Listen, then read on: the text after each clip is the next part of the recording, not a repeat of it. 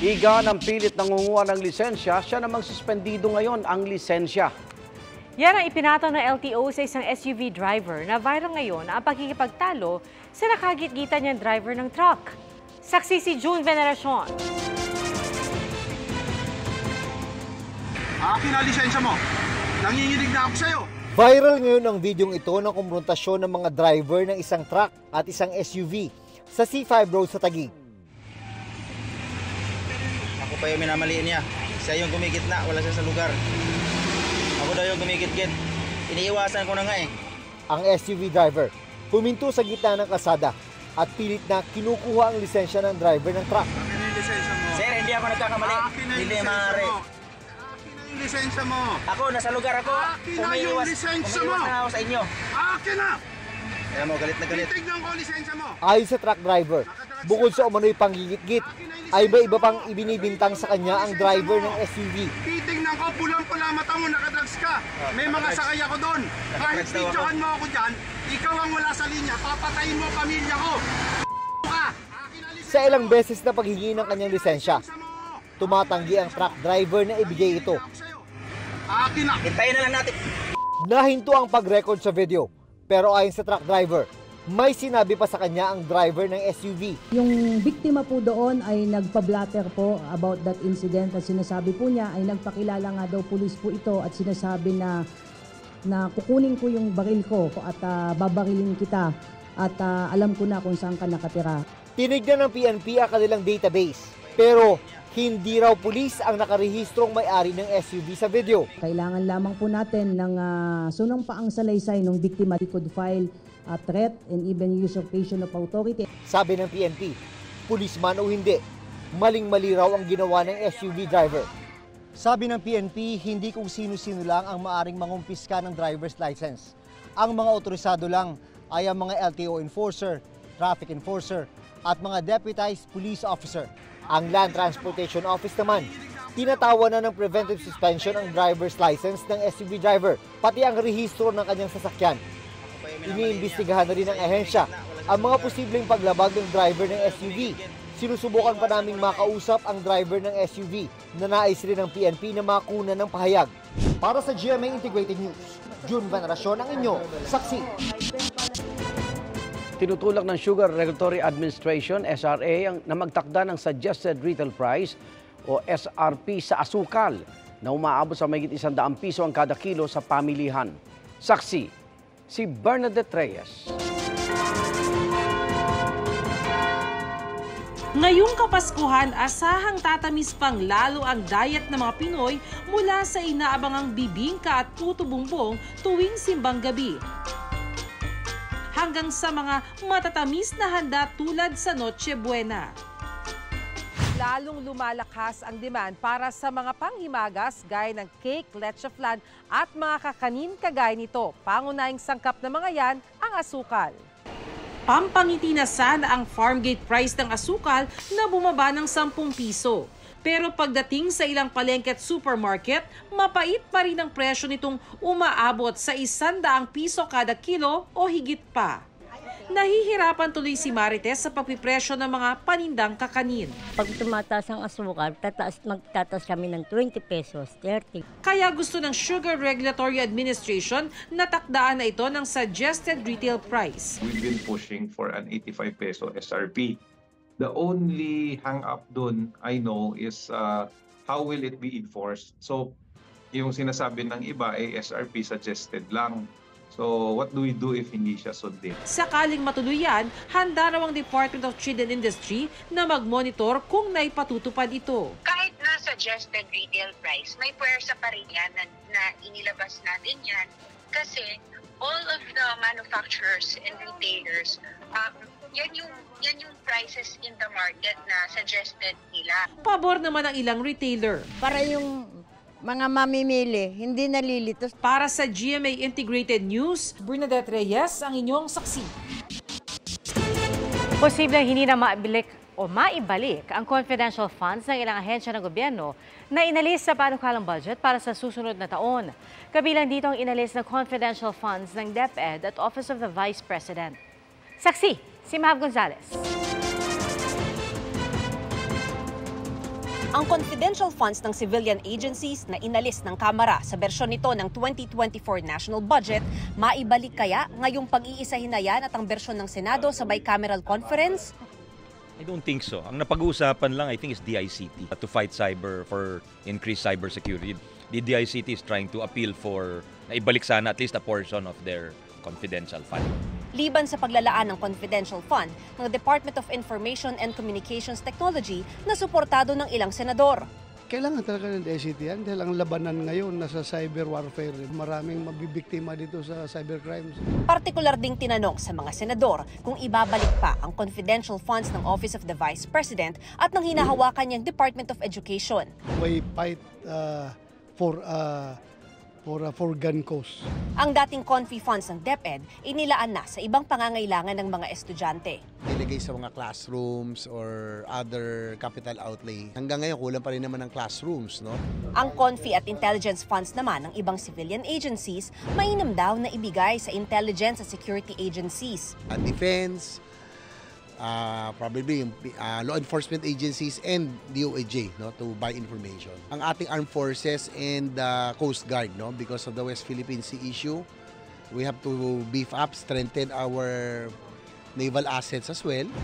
Pag-aaralan naman ng Kamara kung isasama sa final version ng budget ang probisyong inilagay ng Senado para hindi maulit ang paglilipat ng 125 million pesos mula sa contingent fund ng Pangulo patungo sa confidential funds ng OVP noong 2022. Hindi pwedeng i-realign yung or hindi pwedeng i-transfer yung mag-release from the contingent fund to confidential funds for civilian agencies.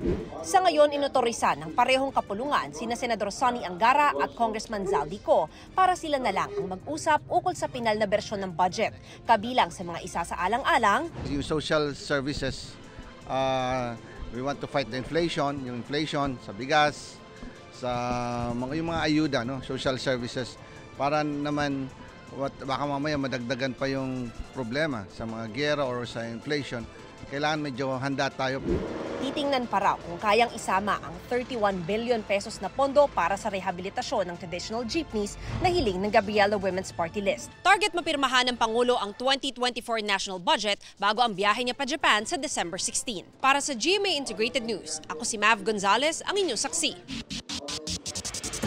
Pari pang kwestiyonin ng Smartmatic sa Korte Suprema ang desisyon ng COMELEC na i-disqualify sila sa anumang bidding ng komisyon. Ayon naman sa Smartmatic, hindi sila nabigyan ng pagkakataon na depensahan ang kanilang sarili. Ang tugon ng COMELEC sa pagsaksi ni Sandra Aguinaldo.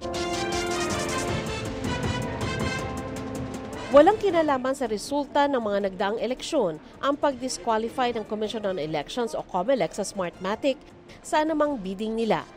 Paglilinaw nila yan matapos ibaba kahapon ang desisyon na paggamit daw sa kanilang administrative function na tiyaking malinis ang mga susunod na halalan.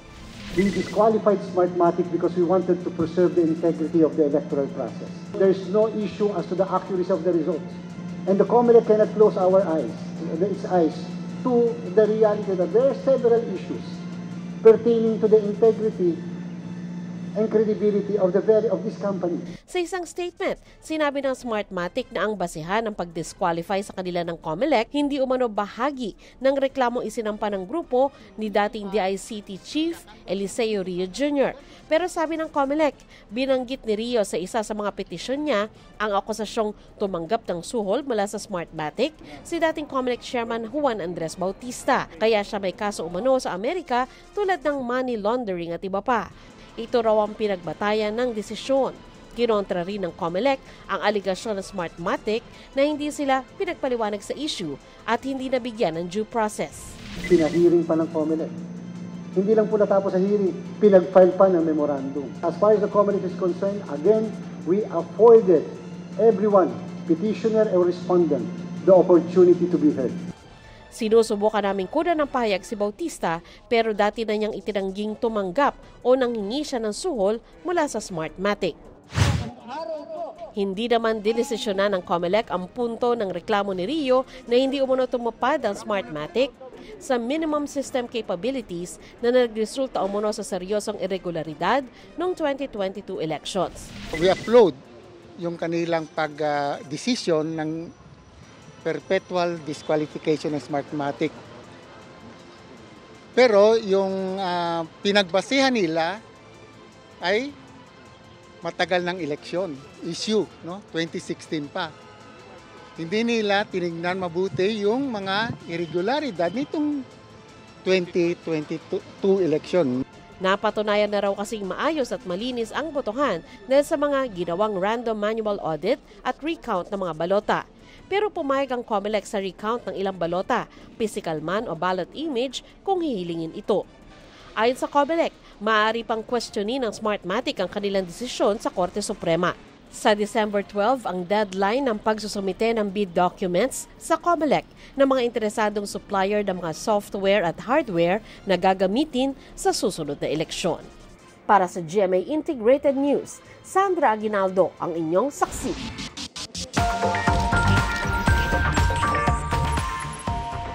May bagong milestone na naman ang pop icon na si Taylor Swift. At ang upcoming project ni Miss Universe Philippines 2023, Michelle D, sa kanyang pagbabalik bansa. Ating saksiyan. Still on Cloud9 si Miss Universe Philippines Michelle D matapos ang Miss Universe pageant sa El Salvador. Sa kanyang homecoming media conference kanina sa Kapuso Network, all smiles pa rin ang beauty queen sa kabila ng jet lag. I'm still so overwhelmed. I'm still on Cloud9 to be able to win the hearts of so many Filipinos through hard work and dedication. Hindi man nauwi ni MMD ang corona, nakuha naman niya ang suporta ng kanyang fellow beauty queens.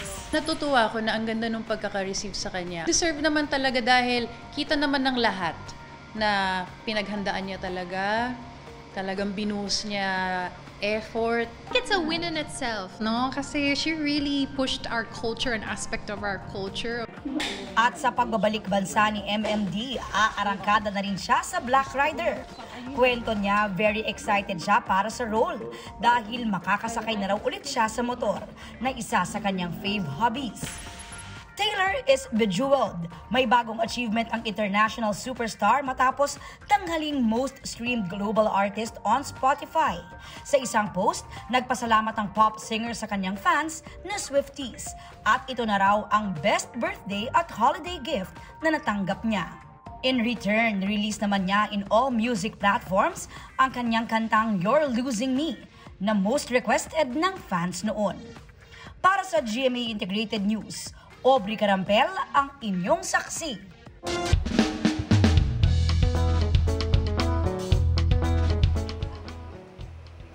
Turon at banana cue ba kamo?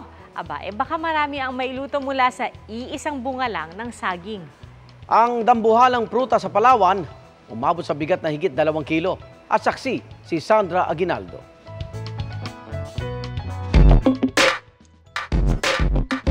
Sabi nga ng sikat na biro, buti pa ang saging, may puso. Kamusta naman kaya ang puso ng dambuhalang saging? Di lang banana, kundi banana! Ang naging bunga sa tanim ni Perla C. Xiong sa Brooks Point, Palawan. Mahigit 15 pulgada ang haba, mas mahaba pa kesa sa ruler at footlong hotdog. At ang timbang, 2 1/4 kilos lang naman. Itinanim ko ito almost a year or more than a year. So this is the first fruit at nagulat nga ako, napakalaki. Compared to ordinary banana. Yung mga babies ng banana kong malaki. Kilala raw ang klaseng ito ng saging bilang tandok sa Palawan. Dati na rin daw nakabili si Perla ng malalaking bunga pero lampas pa ang naging sukat ng inani niya. Hindi ko pa alam kung paano iluto ito. Siguro pwedeng fry. Hindi naman pwedeng ilaga kasi super laki. Hindi rin ito ang unang beses na may naiulat na giant saging. Dati na rin may giant plantain sa Asingan, Pangasinan. Habang sa Mauban, Quezon, may buwig ng saging na halos sigtangkad ng tao. Para kay Perla, blessing at pampag-good vibes di lang ang bunga, kundi mismong pag-aalaga ng kanyang mga halaman. Ang pagtatanim ay malaking bagay sa tao. Nakakawala ng stress, masaya pag nakita mong may fruit at may mga bulaklak. Saka nakakagaan ng loob. Para sa GMA Integrated News, Sandra Aguinaldo, ang inyong saksi. Salamat, Igan, sa inyong pagsaksi. Ako naman, Arnold Glavio. Ako po si Pia Arcangel para sa mas malaking misyon at sa mas malawak na paglilingkod sa bayan. Mula sa GMA Integrated News, ang News Authority ng Filipino, sama-sama tayong magiging saksi! Mga kapuso, sama-sama tayong maging saksi. Mag-subscribe sa GMA Integrated News sa YouTube. Para sa mga kapuso abroad, samahan niyo kami sa GMA Pinoy TV at sa www.gmanews.tv.